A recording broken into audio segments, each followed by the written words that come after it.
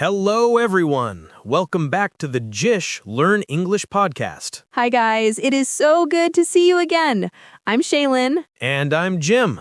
We're here to help you improve your English listening and speaking skills. Our goal is to help you understand real, natural conversations. Exactly. We speak clearly, we speak a little slower than normal, and we explain difficult words as we go.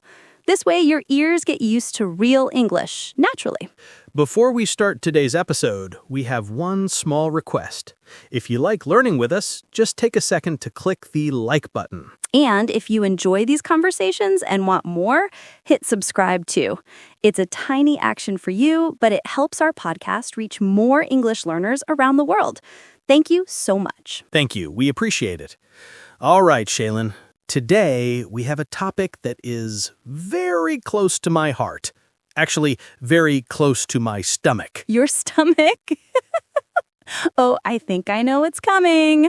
Are we talking about food? Yes, we're talking about food, specifically daily food habits. Such a useful topic. Everybody eats.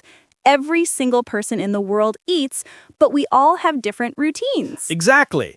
And a habit means something you do every day automatically, without thinking. So today, we'll walk through a full day of eating from the moment we wake up to the moment we go to sleep. That sounds like a lot of eating, Jim. But let's do it. Let's start with the morning. The alarm rings, you wake up, sunlight comes through the window. What is the first thing you put into your body? Honestly, before food, I always drank a big glass of water. Water? Just plain water? Yes. Think about it. You've been sleeping for 7 or 8 hours. No movement, no drinks. Your body gets dehydrated. That means your body needs water. That's actually smart. I always forget the water. I walk straight to the machine, the coffee machine. Ah, yes, caffeine. You're a coffee drinker? I'm a huge coffee drinker. I cannot function without it. To function means to work properly. Without coffee, my brain is foggy. I feel like a zombie. I think many of our listeners understand that feeling. Friends, let us know in the comments. Are you a coffee person, a tea person, or just a water person? So I make a pot of strong black coffee. No milk, no sugar. I like it bitter. What about you, Shaelyn? I drink coffee too, but not immediately. Water first. Then breakfast. Ah, yes, breakfast. The most important meal of the day, right? Yes, you are literally breaking your fast. You didn't eat all night, so your body needs fuel. Well, Shaelyn, I have a confession. A bad habit. Uh-oh, what is it? I often skip breakfast. You skip it so you don't eat at all? Yep. I drink my coffee, take a shower, get dressed, and run out the door. I'm just not hungry in the morning. My stomach feels asleep. That's not good, Jim. You need energy. Where does your energy come from? I run on caffeine and stress. No, honestly, I just don't have an appetite. Appetite means the desire to eat. I'm the opposite. I wake up starving, very, very hungry. If I don't eat within an hour, I get shaky and get a headache. Wow. So what's your typical breakfast? On weekdays, when I'm busy, I keep it simple. Oatmeal. Oatmeal. Very popular in the UK and US. Can you describe it for people who haven't tried it? Sure. Oatmeal, or porridge, is made from oats, which is a type of grain. You cook it with water or milk until it becomes thick, warm, and soft. But plain oatmeal is boring. It tastes like wet paper. Stop insulting my oatmeal. You're right, though. Plain oatmeal is boring. That's why you add toppings. Toppings. Things you put on top to make food taste better. What toppings do you use? Sliced banana, a few blueberries, and a little honey, sometimes cinnamon. Okay, now that sounds delicious. Banana adds flavor, honey adds sweetness. Yes, and it's warm, filling, and gives me slow energy. What about eggs? Do you eat eggs? Yes, but usually only on weekends. I love eggs. Scrambled eggs are my favorite. Same. Scrambled eggs are fluffy and soft, but many people love fried eggs, sunny side up. Yes! That's when the egg cooks on one side and the yolk stays liquid, runny. I love dipping my toast in it. And toast is bread cooked until it gets brown and crunchy. With butter and maybe jam? This is making me regret skipping breakfast today. See, I told you, you need to eat. But remember, breakfast is different in every country. True. In Japan or Korea, breakfast might be rice and soup. In Italy or France, breakfast is tiny, just a pastry and coffee. And, dear listeners, what do you eat for breakfast in your country? Sweet? Salty? Big? Small? Tell us below. I love reading those comments. Oh, and the full English breakfast? That's a whole experience. Yes, eggs, sausages, bacon, beans, tomatoes, a mountain. Very tasty, but too heavy for a weekday morning. So, morning is done. We drank water, coffee, you ate oatmeal, and my stomach is still empty. And then, a few hours later, it begins. All right, so after a busy morning, the time is now 12:30 p.m. My stomach is growling. It's making noises. That means it's time to talk about lunch. Lunch is the meal in the middle of the day. And Jim, this is where people have very different habits depending on their job or their school. Right. There are two main types of people in this world. There are the packers and the buyers. Packers and buyers. I like that. Let's talk about the packers first. That is me. I usually bring a packed lunch. A packed lunch is food you prepare at home, put in a bag or box, and take with you. Why do you do this, Shaelyn? Is it just because you like cooking? Well, I do like cooking, but the main reason is money. Money, yes. If I buy a sandwich and a coffee near my office, it might cost $10 or $12. If I do that 5 days a week, that is $50 or $60 a week. That is a lot of money just for lunch. That is a very good point. $60 a week is more than $200 a month. You could buy a plane ticket with that money. Exactly. So bringing food from home saves money. It is also usually healthier. I know exactly what ingredients are in my food. There is no hidden salt or sugar. So what is in your lunchbox? Do you wake up at 5 a.m. to cook fresh food? No, definitely not. I value my sleep. I use the magic of leftovers. Leftovers. Let's explain this word clearly because it is super common in English. Leftovers are the food that remains or is left over after a meal. For example, on Monday night, I cook a big pot of pasta for dinner. I eat one bowl, but there is still pasta in the pot. So you don't throw it away. Never. I take a plastic container, like Tupperware, and I put the extra pasta inside. I put it in the fridge. On Tuesday morning, I grab that container and boom, lunch is ready. It is very efficient. Efficient means it works well without wasting time. Do you own many food containers, Jim? I have a few, but I usually lose the lids. I have the boxes, but I can never find the plastic tops to cover them. It is a mystery. That is a classic kitchen problem. Okay, so I am a packer. But Jim, I suspect you are a buyer. I am guilty. I am a buyer. I usually go out for lunch. Where do you go? Do you go to a fancy restaurant with a waiter? No, I don't have time for a sit-down meal. A sit-down meal takes too long. I usually go to a cafeteria or a food court. A food court. That is a large area, usually in a shopping mall or an office building, with many different fast food counters. You can buy pizza, Chinese food, burgers, or tacos, all in one place. Exactly. It is fast and convenient. Convenient means easy to do. But there is a problem. Is the problem the line?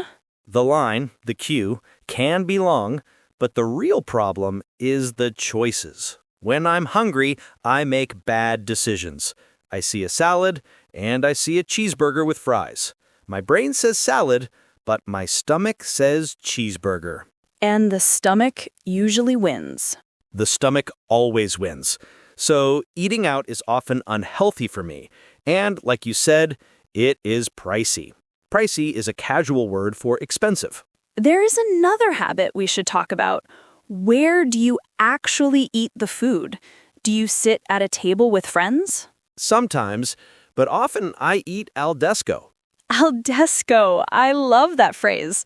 It is a play on words. Al fresco means eating outside in the fresh air. Al desco means eating at your desk while you work. It is a sad habit. I have my sandwich in one hand and my mouse in the other hand. I am typing and chewing at the same time. That is not good for your digestion, Jim. You need to take a break. You need to step away from the computer. I know. What about you guys? How long is your lunch break? Is it 30 minutes, 1 hour, or do you eat while you work? In some countries, like Spain, lunch is a very long, relaxing break, a siesta. In the US and UK, it's usually very short and rushed. Okay, so we have finished lunch, we're full. We go back to work. But then the clock hits 3 p.m. Oh no, the danger zone. We call this the afternoon slump. A slump is when things go down. Your energy goes down. Your mood goes down. You feel sleepy. You start looking at the clock, you yawn, you think, how is it only 3 p.m.? I want to go home. This is when people get cravings. Cravings. That is a great vocabulary word. Can you define it? A craving is a very strong, sudden desire for a specific type of food. You don't just want food, you want chocolate, or you want chips. Yes, I get sugar cravings. I have a sweet tooth. We learned that in the intro. So at 3 p.m., I visit the vending machine. A vending machine is that big machine with a glass front. You put money in, you press a code like B4, and a chocolate bar falls down. It is my best friend and my worst enemy. I usually buy a candy bar or a soda. I need the sugar rush. A sugar rush is when you get a burst of energy from sugar. You feel hyper and awake. But then 30 minutes later, you have the sugar crash. You feel even more tired than before. That is why you need healthy snacks, Jim. Okay. What does the healthy Shaelyn eat for a snack? I try to eat things that give steady energy. I like nuts. Almonds, walnuts, peanuts, they are crunchy and salty. Nuts are good. They have protein. Or I eat a piece of fruit, an apple or a banana, or maybe some yogurt. Yogurt is nice. Do you know what I like sometimes? Trail mix. Oh, trail mix. That is a mix of nuts, dried fruit, like raisins, and sometimes a little bit of chocolate. It was originally made for people hiking on trails, but now people eat it in offices. It is the perfect balance, salty and sweet. So, to summarize the afternoon, Jim eats sugar and crashes. I eat nuts and stay awake. Hey, I'm trying to improve. That is why we are doing this podcast, to learn good habits. You're doing great. But talking about all these snacks, I'm starting to think about the next meal, the big one. The sun is going down. Work is finished. We are going home. It is time for dinner. Dinner is usually the most social meal. It's when families sit together or when friends meet up. It is also the meal that requires the most effort. You have to decide, do I cook? Do I order food? Do I just eat a bowl of cereal because I'm lazy? Don't eat cereal for dinner, Jim. You're an adult. Sometimes cereal for dinner is amazing, but you're right, we need real food. In the next part, we are going to talk all about dinner. We will talk about grocery shopping, cooking methods, and the difference between dining in and dining out. We will also talk about a very difficult question: what do you want to eat? Why is that question so hard to answer? It is the hardest question in a relationship. Friends, before we continue, tell us in the comments, what is your favorite snack? Are you team chocolate like me or team fruit like Shaelyn? Or maybe you like salty snacks like potato chips or popcorn. Let us know. All right, so the sun is going down, the workday is finished, and now the big question comes. What are we having for dinner? And before we can answer that question, we usually have to do one important thing. Go grocery shopping. The grocery store or the supermarket. I have such a love-hate relationship with it. I like looking at the food, but I hate the crowds. Especially at 5:30 p.m., everyone is tired, everyone is hungry, and the lines are long. That's why you have to be strategic. So let's talk about groceries. Groceries means the food and household items you buy at a store. Right. You don't say, I'm buying food. You say, I'm buying groceries, or I'm doing the grocery shopping. So imagine this. You walk into the supermarket and you grab a cart or a basket. Quick vocabulary check. In the U.S., we say shopping cart, the big metal thing with wheels. What do they say in the UK? In the UK, they call it a trolley. Cart versus trolley. Good to know. So I grab my cart, and of course, one wheel is always broken. It goes squeak, squeak, squeak. That always happens. Now tell me, Jim, do you bring a shopping list? Yes, ideally. But in reality, no. I just walk up and down the aisles. Aisles, a tricky word. Aisles. The S is silent. We say aisles. An aisle is the walkway between the shelves. I walk down the cereal aisle, the pasta aisle, the frozen food aisle, and I grab whatever looks good. This is called impulse buying. Impulse buying, when you buy things you didn't plan to buy. That is dangerous, Jim. That is how you end up with 5 bags of chips and no vegetables. Exactly. I get to the checkout counter, I pay, I go home, and then I realize I still have nothing to cook for dinner. See? I'm different. I plan my meals. I buy ingredients. Ingredients are the individual food items you need to make a dish, like flour, eggs, sugar, spices. So let's imagine we're back in our kitchens. We have our ingredients. It's time to cook. I'm not a master chef, but I know the basics. Let's teach our listeners some key cooking verbs because cook is too general. We need to be specific. Jim, what is the first thing you do with an onion? You chop it. To chop means to cut food into small pieces. You chop onions, carrots. And if you chop onions, you cry. That is the side effect. Very true. After chopping, you might put food into a pan with hot oil. What is that called? Frying. To fry. You can fry an egg, stir-fry vegetables, or deep-fry chicken. And when you cook something in boiling water at 100 degrees Celsius. That's boiling. You boil pasta, boil potatoes, boil water for tea. And if you put food inside an oven. That's baking or roasting. Baking for bread and cakes, roasting for meat and vegetables. Excellent. So, Jim, on a normal Tuesday night, do you chop, boil, fry, or roast? Honestly, on a Tuesday, I usually microwave. Oh, Jim, don't judge me. The microwave is a miracle of science. I often buy frozen meals, also called TV dinners. Take it out of the freezer, peel back the plastic, put it in the microwave for 3 minutes, and ding! Dinner is ready. It's convenient, but does it taste good? It tastes okay. It mostly tastes like salt. But sometimes after a hard day, I don't want to cook. I just want comfort food. Comfort food, food that makes you feel safe, warm, happy, usually high in carbs or cheese. For me, it's mac and cheese. What about you? Definitely grilled cheese and tomato soup.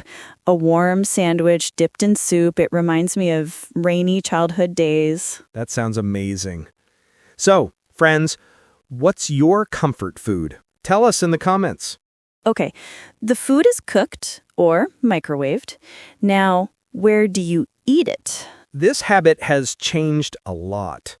In the past, families sat at the dining table, no TV, no phones.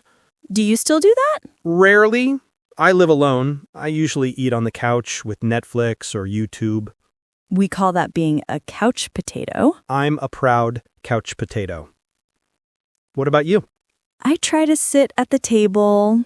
If I watch TV, I eat too fast. At the table, I enjoy the flavors more.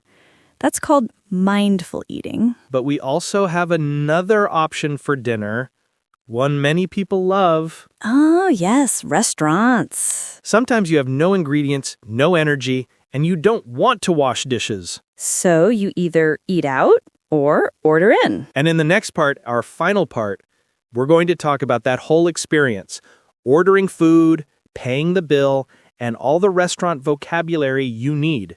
We'll also talk about the famous midnight snack. Ooh, the midnight snack, my weakness.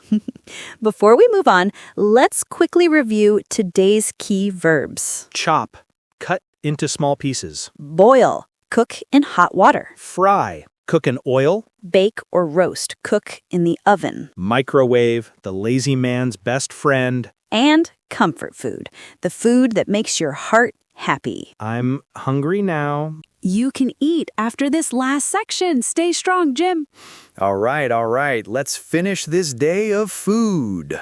So we've had breakfast, lunch, and we cooked dinner. But sometimes you don't want to cook. You want someone else to do the work. You want to feel special. Exactly. That's when you go to a restaurant. We call this dining out or eating out. Going to a restaurant is an experience. It starts the moment you walk in. Usually, someone greets you. We call this person the host or hostess. They might say, "Table for two," and you say, "Yes, please." Then they hand you the most important item in the restaurant. The menu. Yes, the menu, the list of all the food and drinks they serve. Menus usually have 3 main sections.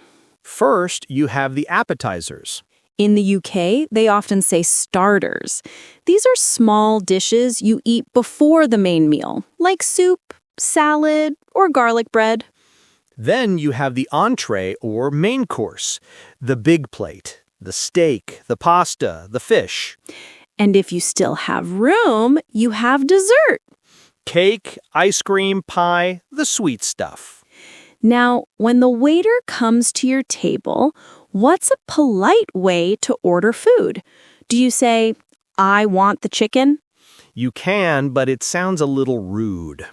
It's better to say, "I would like the chicken, please," or "I'll have the chicken, please." "I'll have" is very common. "I'll have the salad." "I'll have the burger." So you eat your meal, you're happy, you're full, and then comes the sad part. What's the sad part? Paying. You have to ask for the bill or the check. In the UK, they say the bill. In the US, they say the check. You catch the waiter's eye and make a little writing gesture. And now the big cultural difference. Tipping. Yes, this confuses many learners. A tip, or gratuity, is extra money you give the waiter for good service. In the U.S., tipping is basically mandatory. Waiters earn a low base salary, so they depend on tips. How much do you tip? Usually 15 to 20% of the total bill. If the meal costs $100, you leave around $120. That's a lot. In Europe or Asia, tipping is often optional or very small, maybe 1 or 2 euros.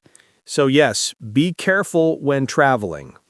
Now, sometimes you want restaurant food, but you don't want to leave your house. Exactly. You want to stay in your pajamas. That's when you order in or get delivery. Technology changed everything.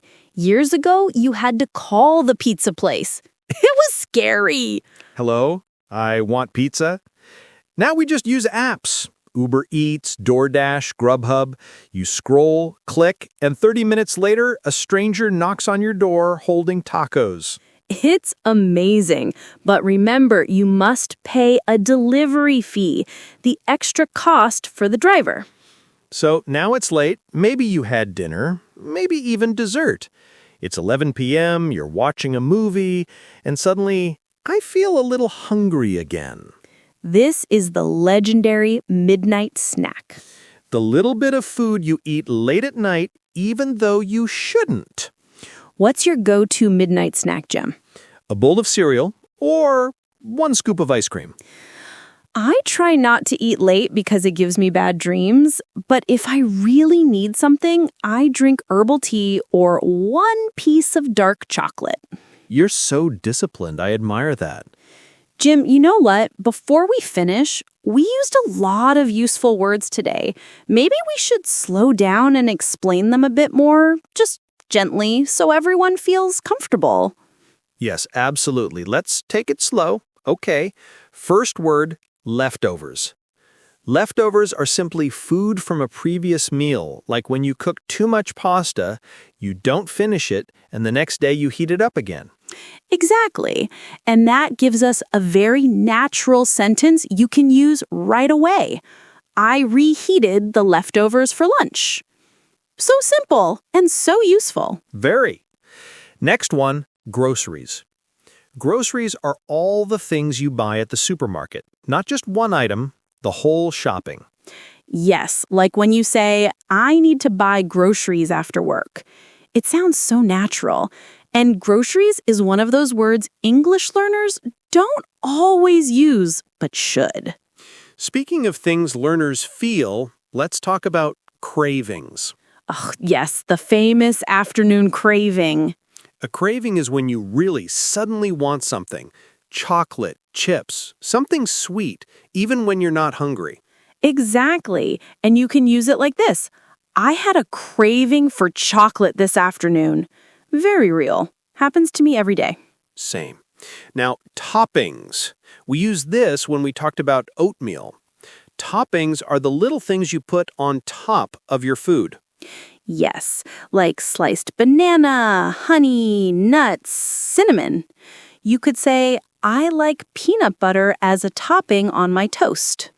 Now, one of my favorite breakfast words, runny. If your egg is runny, the yolk is liquid. And so many people love that. You can say, I like my eggs runny so I can dip my toast. Beautiful sentence. And finally, comfort food. Comfort food is the food that makes you feel warm or safe. It's emotional food. Yes, the food you eat when you just want to feel good. Like mashed potatoes for me. And grilled cheese for me, every time. Okay, now that we've explained the vocabulary, let's give some useful food habit sentences. But slowly. Let's help learners build confidence. Yes, let's do it. Here's one. I usually have oatmeal for breakfast. And here's another. I often eat a small snack around 3 p.m. This one is useful at restaurants. Could I have the chicken, please? And one for allergies. Does this dish contain nuts? Now, let's quickly, very gently, talk about how we build these sentences. When you talk about habits, words like always, usually, often, sometimes, those words usually come before the main verb. Right. So you say, I often eat salad. But when you use the verb to be, the order changes. You say, she is usually hungry in the morning. Nice. And let's touch on food words that are countable and uncountable. For the countable ones, we say a An, one, two, like an apple, 2 sandwiches. But uncountable foods like rice, milk, sugar, they don't take numbers. You say some rice, a little milk. Like, I drink a little milk in my coffee. Okay, this next part is one of my favorites. Everyday phrases that make you sound natural. Yes, like when you're ordering, I'll have the vegetarian option, please. Or asking about ingredients. Is this dairy-free? Or shopping. I need a loaf of bread. A carton of milk, please. So simple, but so natural. I have a tiny challenge for you, just a tiny one. Tomorrow morning, say 3 sentences out loud. 1 about your drink, 1 about your breakfast, and 1 thing you'll buy later. For example, this is hot coffee. I usually have toast. I need a carton of milk. And then at lunch, look at your plate and name 1 thing in English. These little habits, they train your brain slowly, nicely. And one day you realize you're not translating anymore. You're thinking in English.